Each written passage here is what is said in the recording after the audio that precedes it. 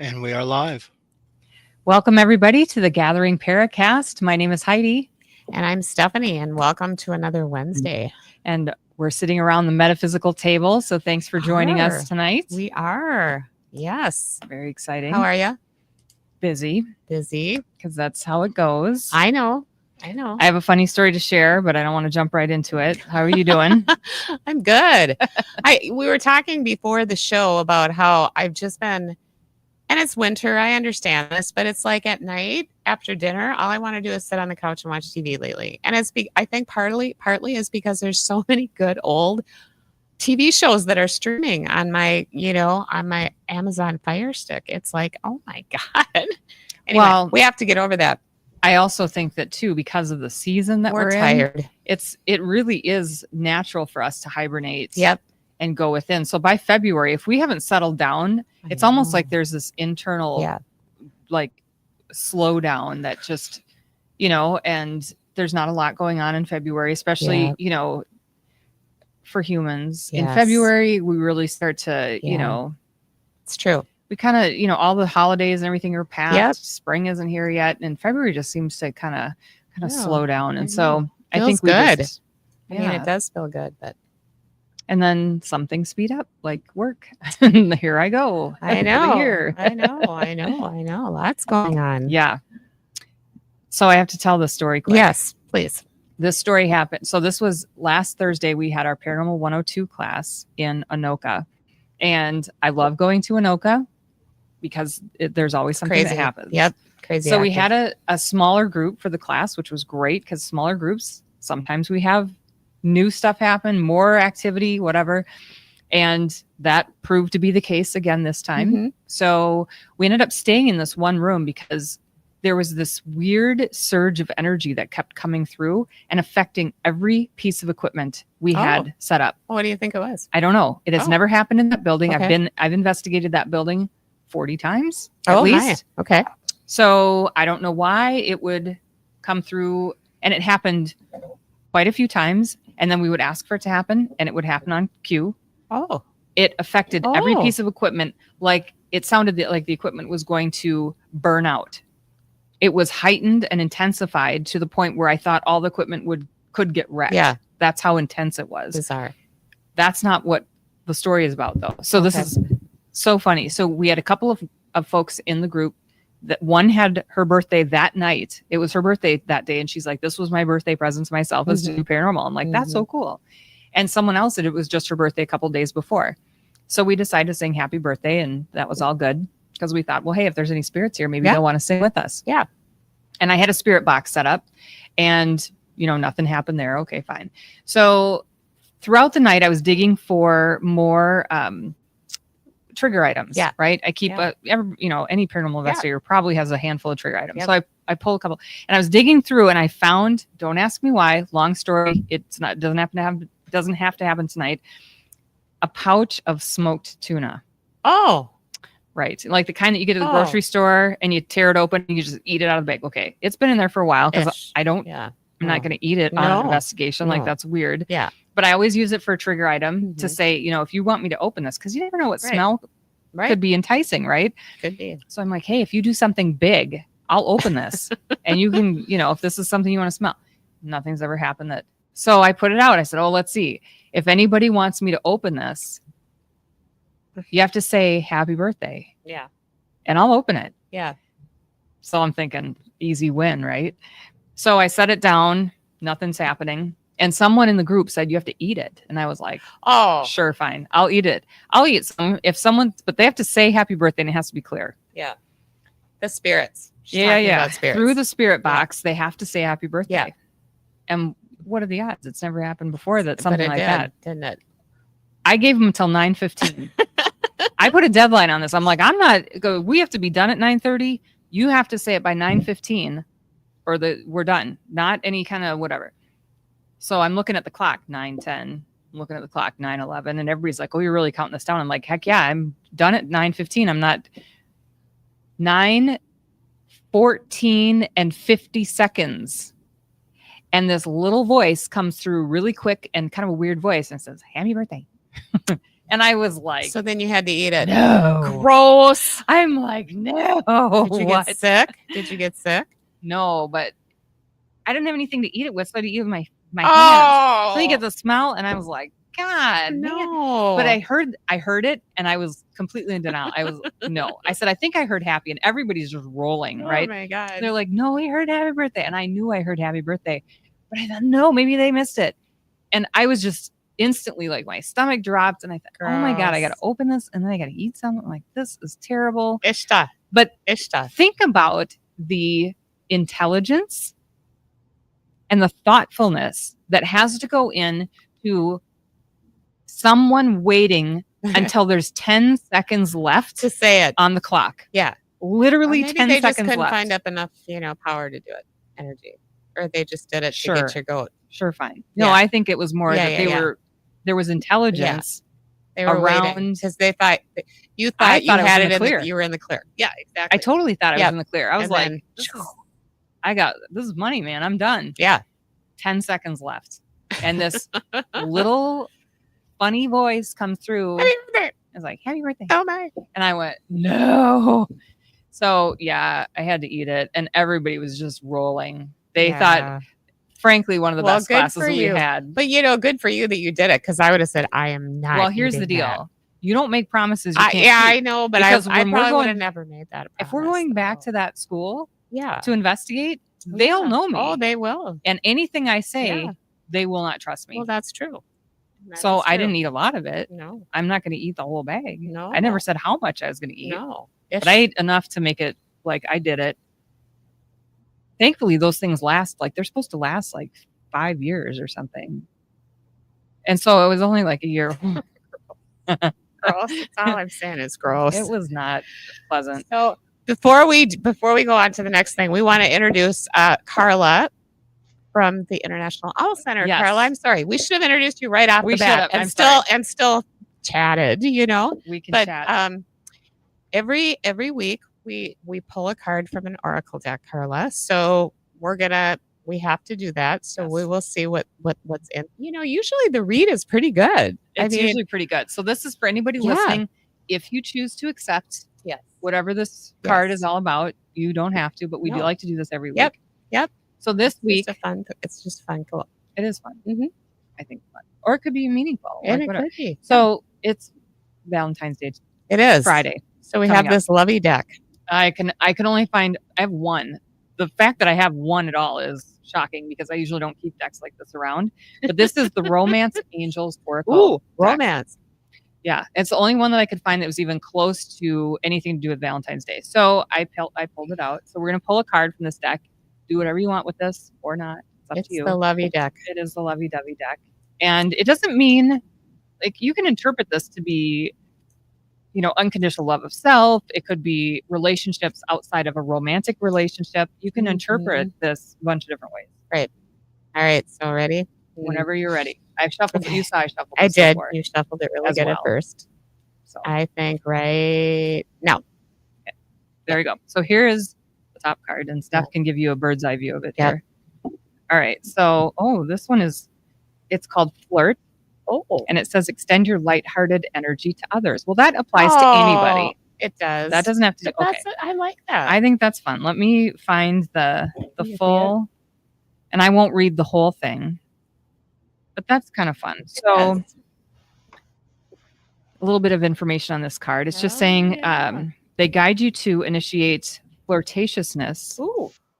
smiling with your eyes as you connect with others. It doesn't necessarily involve sexuality, although it can.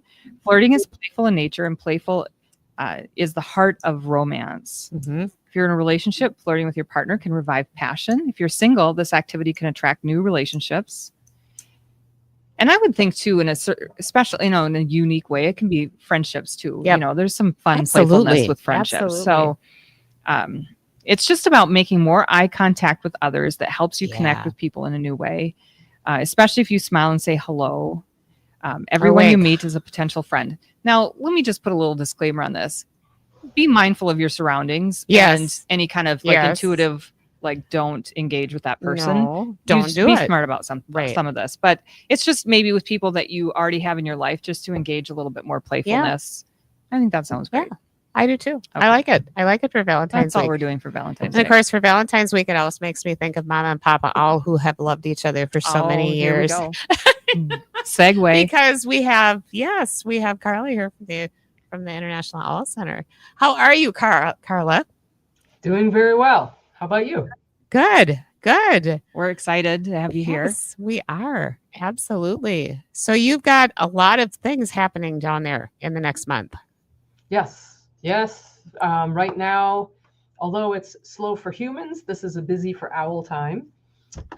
So right now, late winter is when great horned owls are gearing up for nesting. So most of them have probably either laid eggs or are imminent for laying eggs. They're our first bird to nest every year in Minnesota and the Midwest, and probably elsewhere in the country too.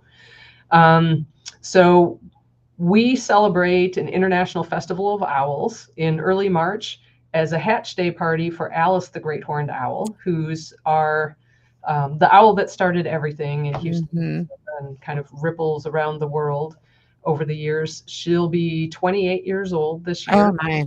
Right. And it works well for us because when we're slow with visitors in the winter, that gives us more time to be planning for the Festival of Owls. And this time of year, we're kind of, us humans are like, Yes. how much longer is winter? Dying. Yes. People that love winter. But a whole lot of us are, dying to have nicer weather, get outside, do something. So when we're doing the festival in early March, everybody's like, yes, there's finally something to do. So we tend to get fairly good attendance coming, but we do like everything owl. So people always say, well, could you just tell me what you do for the festival? I always direct them to the website because the festival actually has its own entire website because there's so much stuff. So it's Really? Everything you could imagine with owls and then some. So we have our live owls, of course. The Illinois Raptor Center brings in live owls and they have a live snowy owl. So that's extremely popular. They do live owl programs. We sort of take over the whole entire town of Houston. There's no way we could manage everybody at the Owl Center. So we use the whole entire high school. That's where we have the large owl programs because we'll have, 400 plus people at those sometimes. And then we have Nest Box Building. The Boy Scouts lead the Nest Box Building on Saturday and Sunday. We have owl pellet dissection. There's owl face painting. There are owl crafts. There's vendors selling all kinds of owl themed things. And then we present the World Owl Hall of Fame Awards. So these are like top owl people from around the world. This year, our keynote speaker is from Colorado, so from the United States, Scott Rashid from the Colorado Avian Rehabilitation and Research Institute, if I got that all right. He'll be our keynote on Saturday night. Our other Hall of Fame Award winner is Rudolf Schaff from Germany. He is unable to attend in person, so we'll have a video presentation. Really interesting because it's a whole lot of cultural stuff from all around the world. That we'll be showing from them. And everything should be working out for Raju Akaria to come from Nepal again. Oh, so really? This will be his second visit. He came, I think in 2012, 2010, 2012, World Owl Hall of Fame Award. And he went back to Nepal. This guy is like owl dynamo, just everything owl. And the stuff he can put together and the stuff he's got going on in Nepal is just amazing. And he started a sister festival in Nepal. So they, this last weekend, had the Nepal Owl Festival. That's awesome. Cool. That is really cool. And that's the weekend of the 7th, 8th, and 9th, right? Correct. March 7th. I'm going to see if I can get down there because I would really like to come. And I think that weekend might be okay on my calendar, but we'll see. But yeah, because that'd be so fun for sure. If I get down there, I will find you. Yes, I'll be running around like a chicken with my head cut off. Yeah. And then we do bus trips also. So there's an owl prowl on Friday night. There's a birding, natural history, and geology bus trip. And what all else do we have? I'm sure there's stuff that I'm forgetting. The Children's International Owl Art Contest, which has sort of taken on its own life. So I remember you telling us about that last year and how many entries there ended up being. Yeah. So we started it in 2003 as kind of a a local kids coloring contest, and it has morphed into this highly competitive international competition. So usually we get 2,000 to 4,000 entries from 30 to 50 different countries. And they're amazing. So one of my jobs today was working on getting some of the art ready. We pick 20 of them each year to make into a set of greeting cards. And I have some of the art here if you want to see yay. some of them. Awesome. Yay. They are really big. Hold on just a sec. Yeah. Let's see them. So we have a whole lot of people in the chat room. So we'll just kind of go down the list. Jerry, of course, is there. Hi, Jerry. We have Carolyn who's saying hi, Karla. Pri who's saying hi, Karla. Oh, here's a piece of art. Look at that. Oh, yes. Oh my that gosh. is That's awesome. gorgeous. Oh, yes. Oh, I love it. And Wow. that's going to be a card? That's way bigger than I thought it would be. Yeah. I was thinking Yeah. small. Oh my Oh, that is awesome. Wait, who's making this art? This is Kit. So this one Stop it. Stop. is an 11-year-old from Thailand. Oh my gosh. Get out of town. That is crazy. This Beautiful talent, for work. sure. Yes. 16-year-old from Korea. Wow. Goodness. Oh, these are always popular. 15-year-old from Taiwan. Oh, wow. Great horns. My favorite. Gorgeous. Wow. This is That is so 16-year-old awesome. from Taiwan. Oh, that's cool. I love that. I would like to hang that at my wall. Right. Yeah. So what do you do with these after the show? Do you send them back to them or? Beautiful. Absolutely beautiful. Well, since we get over 2,000 a year, it's Oh, you can't send them back. So do you sell them then, or what do you do with them? All the winners and then 100 or so of the staff favorites stay on display at the Owl Center for a year till the next Okay. Owl Festival. So we'll swap these out somewhere in the end of February. And then after that, well, some of them will be for sale for like $20 a piece, a $20 donation at the Owl Festival.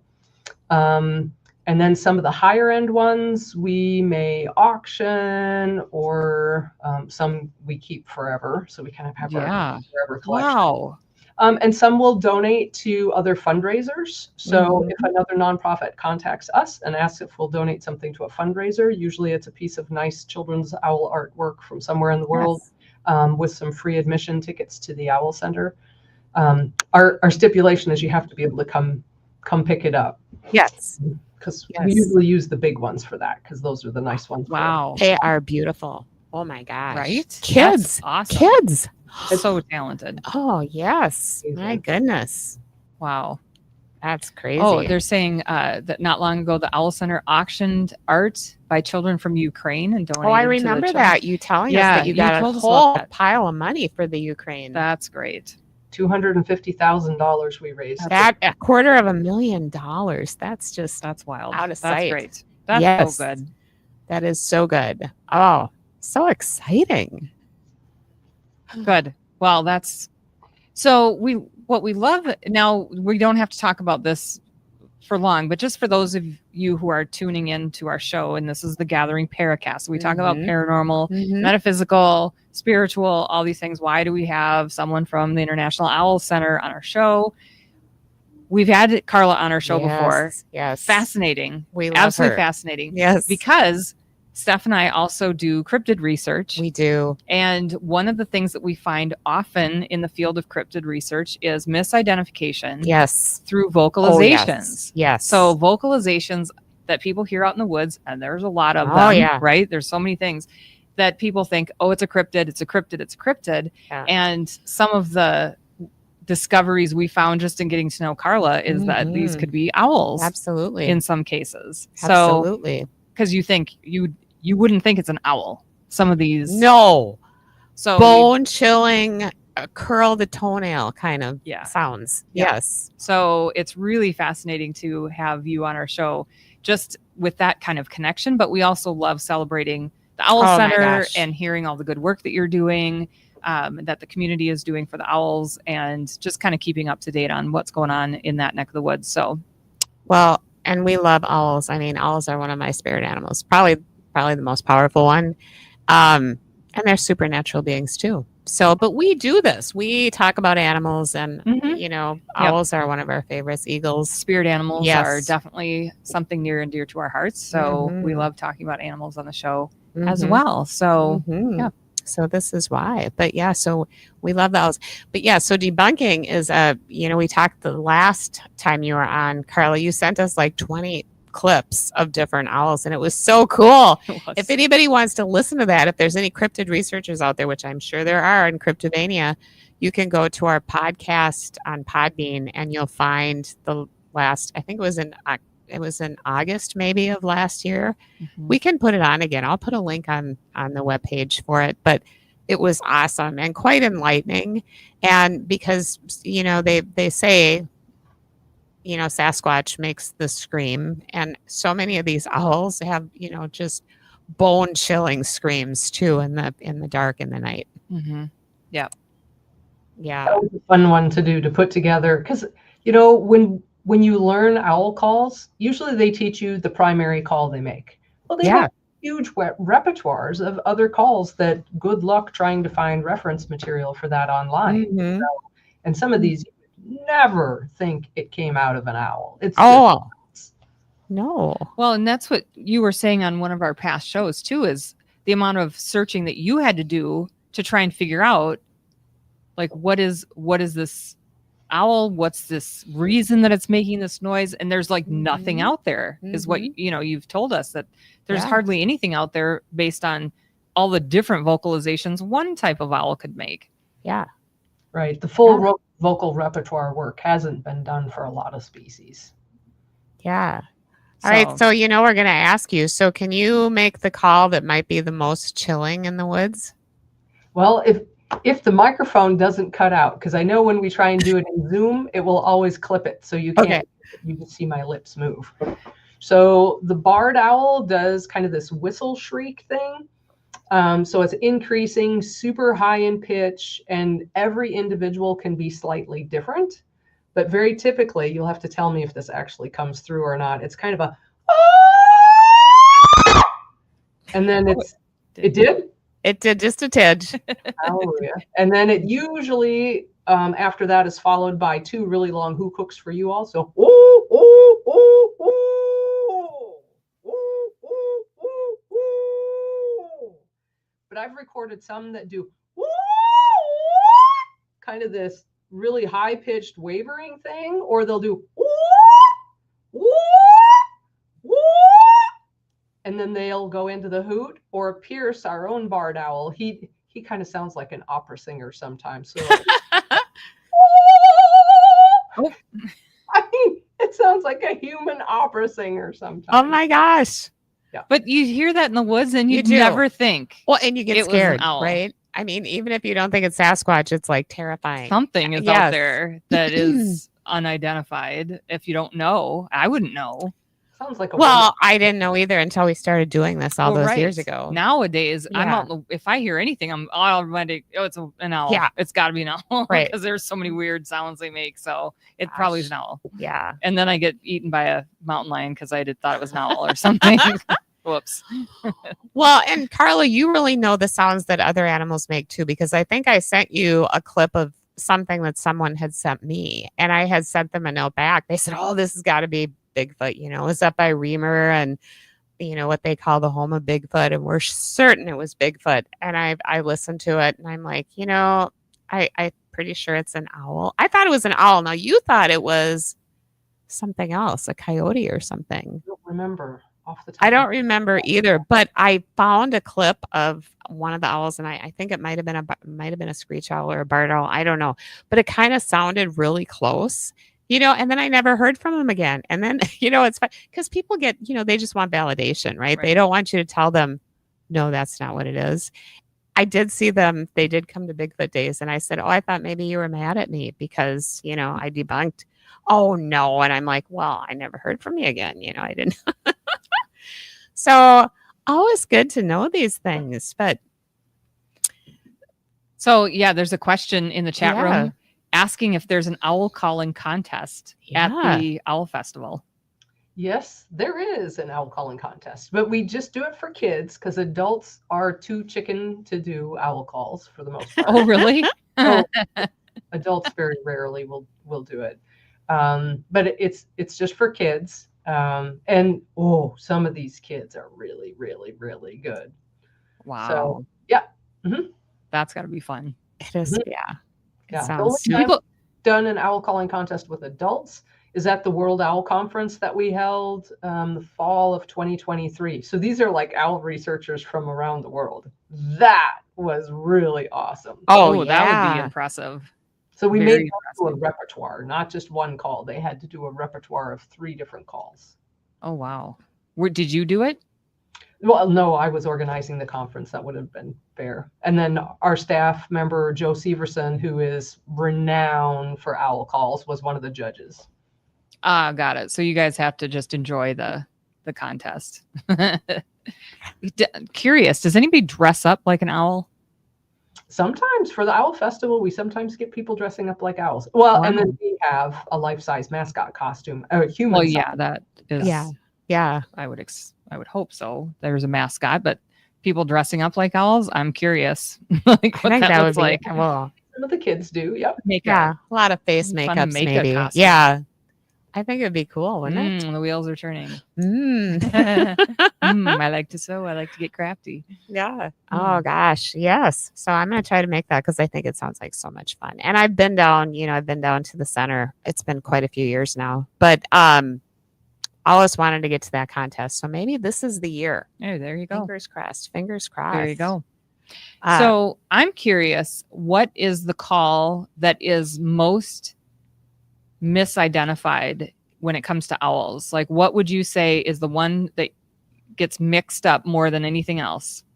The juvenile begging call of the great horned owl is very often referred to as a screech owl, because you would assume a screech owl would screech, and generally they don't.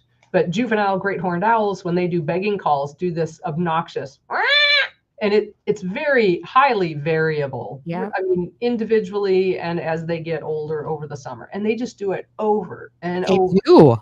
over and over, and it's so annoying. So when people say, "Oh yeah, I have a screech owl at my place," and you say, "Okay, what time of year?" And usually it's late summer, early fall, because that's when the kids are calling a lot.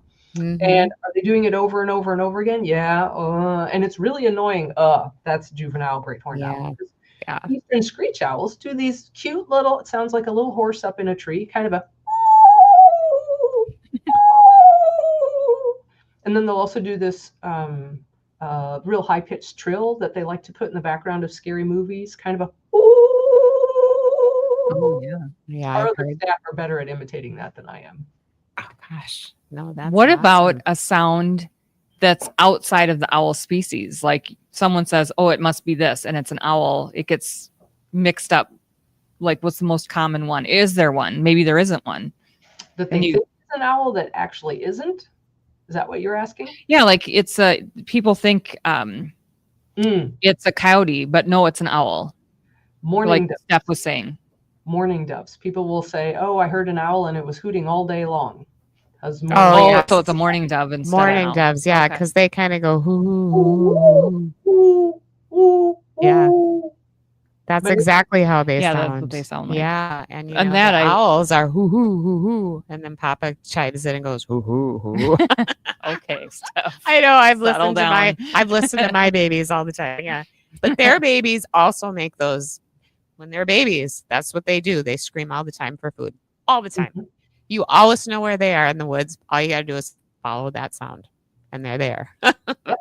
And they're saying, "Stuff food in me, Mom, Dad, I'm over here, feed me." And it works because they shove the food in and then the kids usually shut up. I mean, They do until it's time for the kids to get their own stuff. So then they leave them and then they just keep it up and keep it up and keep it up. And it's like, oh my God. Obnoxious. Oh my gosh. This is so cool. Yes. So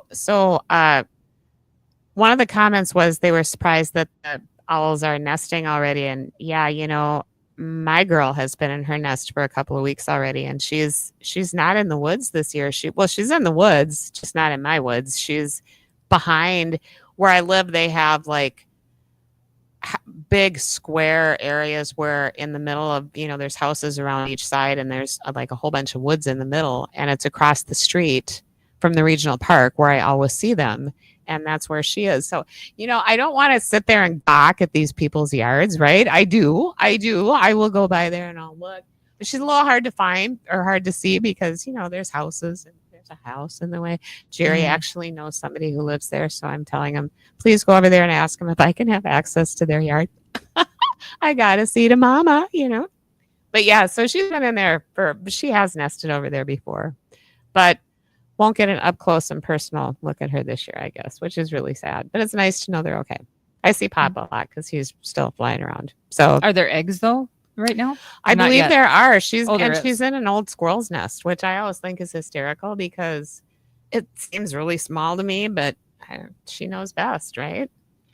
Yeah. Well, sometimes the squirrel's nests don't hold up that well. Cool. And she did this a few years back too, and one of the babies fell out, and the Raptor Center came and put a beautiful nest in there for them, and they loved it. The baby was fine, but then the park took it down. I like, why? She loved that nest, Well, we shouldn't have to help her, and I'm like, excuse me, people love her, Anyway, politics, Karla, politics. There are politics around owls, yes. So tell us about one of the things I also wanted to talk about was this new owl center. You've been, buying property parcels so that you can build a new owl center. So tell us a little bit about that because I was on the website. It was either yesterday or the day before getting ready for this show. It is magnificent. I cannot wait till it's done, and I can't wait to experience it. Yeah, it's going to be fantastic for the owls, for visitors, for staff. And basically the walkthrough aviaries that we're going to build will set a new gold standard in the US for owl aviaries. Because they're modeled after some that were designed in Germany back in the 1980s by Wolfgang Schertzinger. And basically you walk through the side of the aviary and you've got, kind of this viewing window, except there's nothing there. There's nothing between you and the owls that are living free in this really large vegetated aviary. And the aviary is designed so the owls don't want to come where the people are. So you can never put a human imprinted owl in there. It has to be an owl that knows it's an owl. But based on the design and knowing owl instincts, they don't come where the people are. So you can have this amazing experience where there's nothing between you and these free birds in there. So we'll have 6 walkthrough aviaries for the owls that are native to our area. We'll have attached aviaries to the building that are 2 parts. One part of each set of aviaries would be climate controlled. So we can have things like snowy owls, great gray owls, or more tropical things like a spectacled owl, things that are not really adapted to our climate here in Southeast Minnesota. So we have 4 of those. And then we will also have a set of 8 individual aviaries right off our office area for our program birds. So those are the birds we want to keep very well socialized with humans. So literally as we sit in our offices, our windows will look right into their aviaries. So the human and feathered staff stay very, very well socialized. And then we'll have 2 program rooms, a very large one for the general public, another one that can be used for groups. So right now we only have 1 program space. So we're closed Tuesday, Wednesday, Thursday, so we can do group programs both on-site and off-site because we can't do that when we're open to the public right now. And then we'll have our prep room where we gut the food that we're feeding to the animals and do other things. We'll have a window in there so you can watch us prepping owl food if you would like. There'll be a kids room. There will be what we're calling an evening room where it's kind of like a maze of a room that you would go through, darkened. And as you walk through, you'll cross a trigger and then a light will come on a mounted owl, say a barred owl, and you'll hear the call of a barred owl with the sound focused down right where you're standing. So it doesn't broadcast in the whole room. And then as you walk a little farther, you'll trigger another light to come on a different species and you'll hear that. So kind of simulate walking through the woods and experiencing owls in the evening. So that's awesome. That's super cool. That is really cool. Yeah, it helps you learn that. Like, what you're hearing with what it is.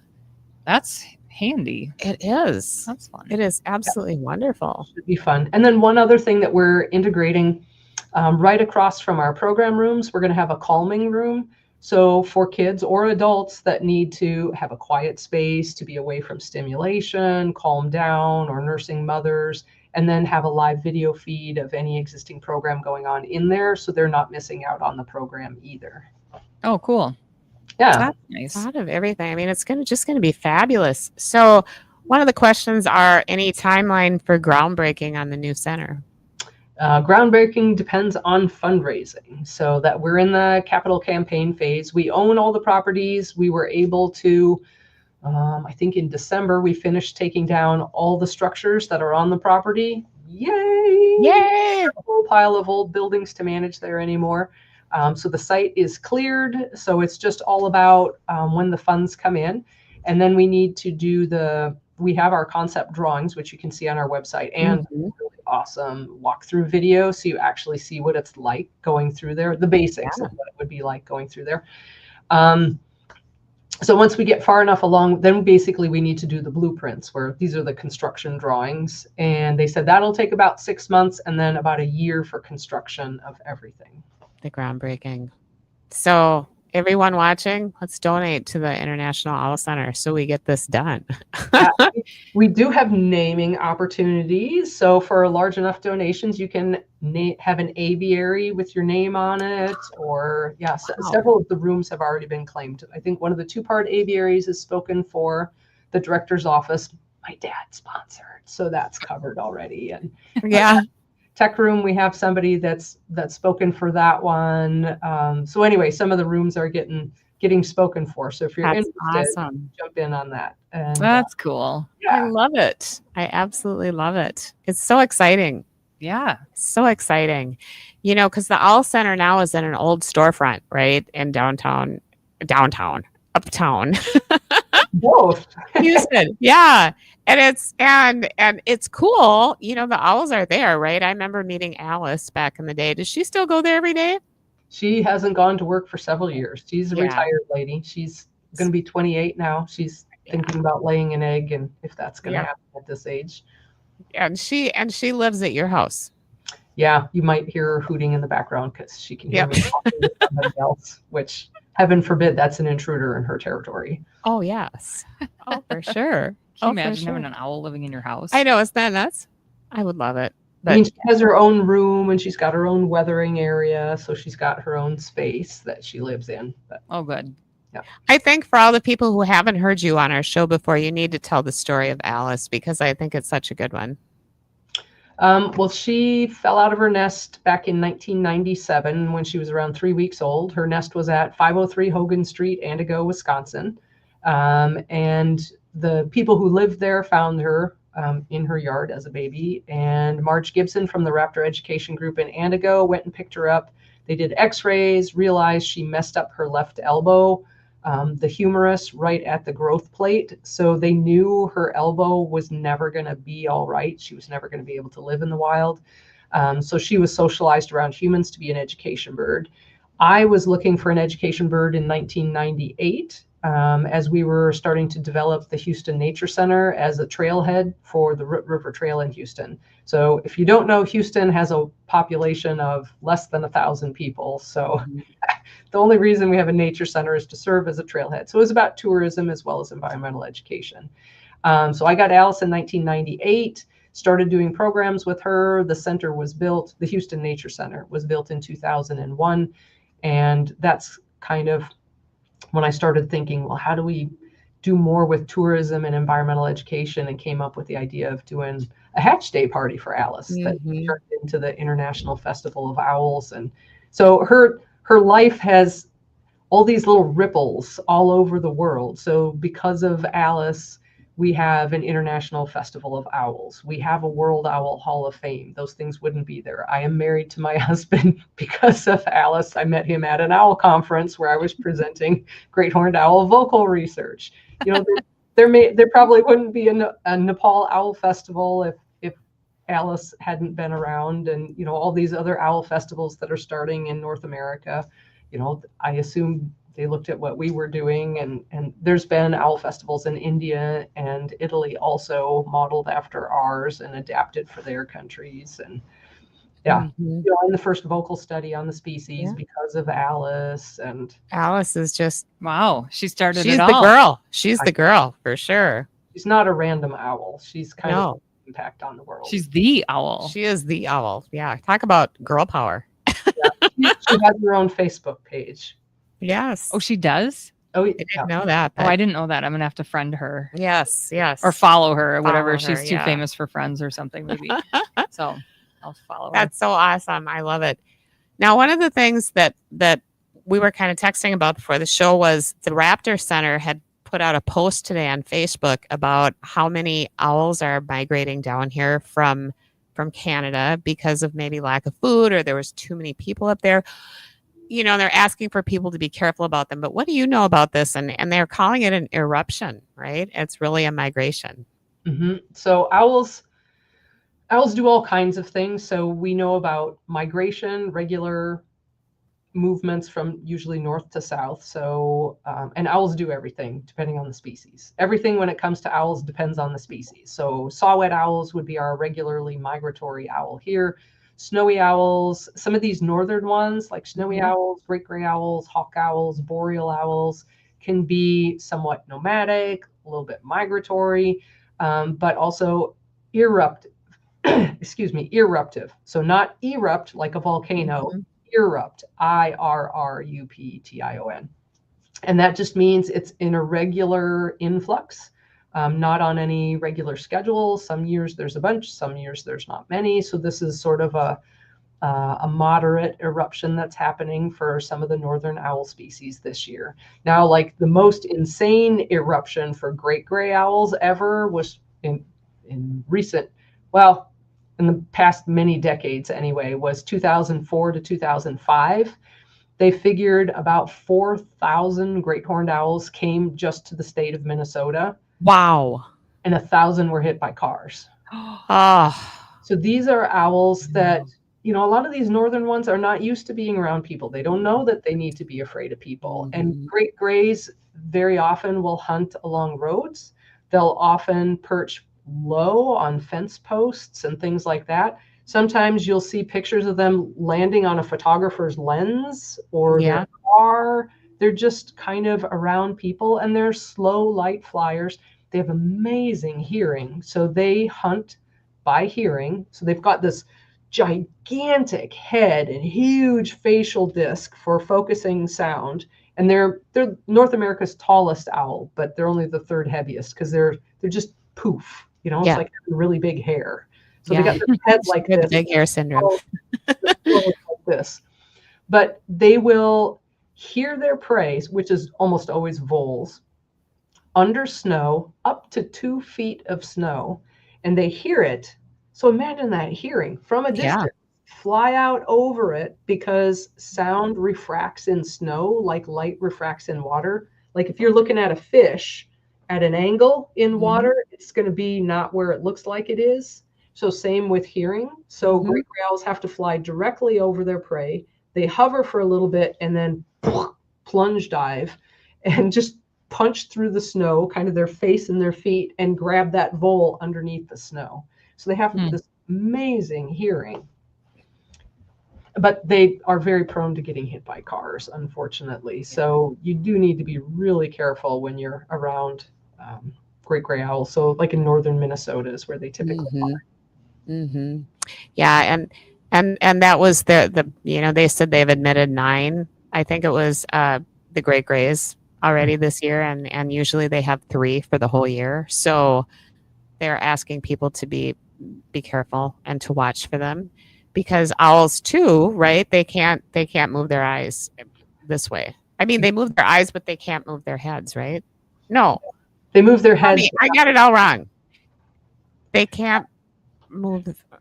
Yep. So the owls have really large eyeballs for the size of their head. So their head, for like a great horned owl, if you took one of the eyeballs out and the brain out, the brain is about the size of one eyeball. So their eyeballs and their eyes are pinched into tubes. So all birds have bony rings called sclerotic rings. So they have a ring of bones that are basically in the eyeball, but they make up the sides. They pinch it into a tube. And if you look in an owl's ear, you actually see the side of the eyeball where those bones are covered by the outer membrane. So they're just like eyeballs. But because they're shaped like that, they don't move in their skulls. Yeah. So they have a narrower field of view than we do. We have a wider field of view than an owl does. It's very forward facing. It's not straight forward, but it's quite a bit. So when they're focused on that vole on the other side of the road, they don't see that car that's coming at them. And if they're going to catch that prey, you can't glance away because you lost your hearing and you lost your vision. You have to keep focused on your prey. So as they're flying across the road, there's no awareness of what's going on either side. So they're very prone, especially flying low and hunting long distance, for getting hit by cars. Yes. So be mindful of that, especially here in Minnesota, because apparently there's quite a few. And the snowy owls, Karla, I heard news stories about snowy owls at the airport, at MSP airport, because they think it reminds them of the tundra, right? Yep. Snowy owls do like to go to airports because it looks like home. It's flat and it's treeless and the grass is short. I mean, it's just great, right? Other than these giant jets that are super long. I don't understand how you can be a snowy owl and sit right next to a runway and sleep with jets coming in. And they don't have, some owls have ear flaps so they can like cover up the hole that's their ear because they have really huge ear holes. Snowy owls don't. I have no concept. How do they do that? I don't know. Yeah. It's probably a small price to pay to be at home. I guess. I don't know. But they're snowy owls are beautiful owls. I saw one once actually at the same park that Mom and Papa are usually in. And they are gorgeous. I know I was just telling you, I kind of thought maybe I'd tootle on down to the airport this weekend with my long lens and see if I could get any pictures. But because that would be so awesome. But yeah, so that'd be weird to get a picture of a snowy owl on a jet in the same frame. Yeah. You know? Yeah. I'm sure it's possible now. Owls and jets, it's not good to have them together. No. Bad. Yeah. Very dangerous. So sometimes they will have professional folks come in and trap and relocate snowy owls to a different location because an owl doesn't need to, it's not good for the owl to get sucked into a jet, and it's not good. Exactly. Right. So sometimes they're relocated too. So Norm Smith out at Logan Airport in Boston has been doing that for years, more than 30 years or something, and doing research along with capturing the owls and relocating. Wow. Wow. Yeah. Not a good combo. No. So, oh my gosh. Wow. All sorts of good stuff. I know. I love it. And this hour has went by so fast. Karla, tell us what your website is for people who want to come and visit you on the web. It's internationalowlcenter.org. But if you type in Owl Center, it'll pop up pretty easy. And then from that, it'll link to the festival website, which is festivalofowls.com, or we also have an online store, owlcenterstore.org. So they kind of all, if you go to the main one, you'll find the other ones. And you'll find other things too. So if people are watching owls, we do have a section on our website for Owls and Us, or Owls and Humans, about how to respectfully observe owls, to make sure to actually learn their behavior and their body language, so if you're stressing them, because every owl in every situation is totally different. There are no rules when it comes to this. Every owl is different. So you can go in there and find out what you should be doing, what you shouldn't be doing, how to tell if you're stressing the owl, how to tell if the owl is relaxed. So it's a lot of really great information, because 99% of people that are out watching owls want to be very respectful of the birds. I mean, there's a few that are like, hey, I want the shot, I don't care, but most people care and want to make sure they're being respectful. Oh, that's helpful. Yeah, it is for sure. So if you go out there, order a t-shirt, because the proceeds will help to fund the new center, right? Sure. Yeah, that's the nice thing. I own boatloads of owl stuff, as you can see, but when you buy stuff from the International Owl Center online store, you can feel good about buying owl gear because it's supporting owls and owl education and the new Owl Center and everything. So yes. And I think you have a live cam in there too somewhere, right? I can't remember who it was on yesterday when I looked at it. Yep, we have a live YouTube channel that live streams Iris, the great horned owl. So she's part of our breeding project got her in 2010 to study their vocalizations. Rusty, her mate, passed away a couple years ago, but so there's so much regulation and permitting that goes on around them. It's not like we can just get another owl and move Right. So she lives as a single, but she certainly does interact with the wild ones vocally, and you can hear all of our other owls hooting on there too. And you can hear Pierce the barred owl. Yeah. Hormones are raging. Anytime I go near his aviary, he's going, wah, wah, wah, wah, wah, woo-hoo, woo, woo, woo. He's just going nuts. And then he gets Uhu, the Eurasian eagle owl, going, because barred owl contact calls are kind of a ooh, which is similar to the barred owl ooh.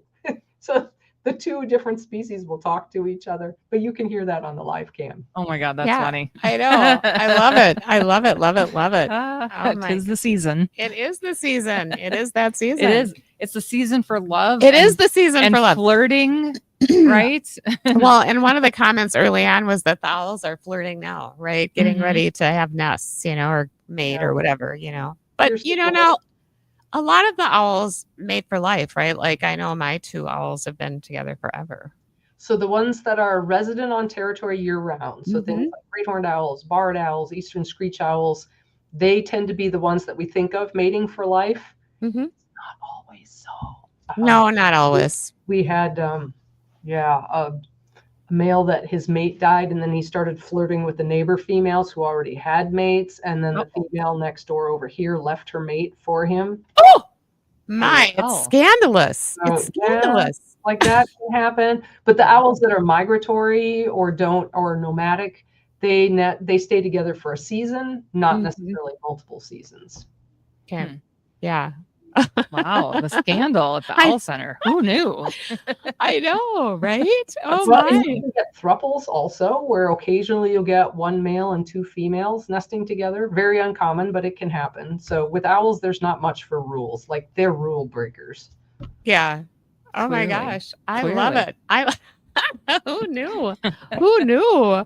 That's great. Well, my pair, they're just old fashioned, I guess, because they've been together. So how long do great horned owls live, Karla? Because these two have been a part of my life for a couple decades. And I know it's the same ones. I have pictures from 20 years ago, right?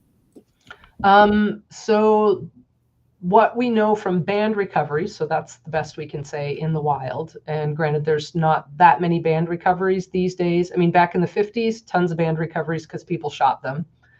These days, thankfully, people don't, so we don't get as many band recoveries. Maximum lifespan we know from band recoveries is around 28, but there were only a couple that made that. It's not often that a band recovery would come in more than 20 years. The highest band recoveries, which means the most deaths, are the youngest birds, especially that first year of life. Yeah. When they make it through the first year of life, then they have better chances. Yeah.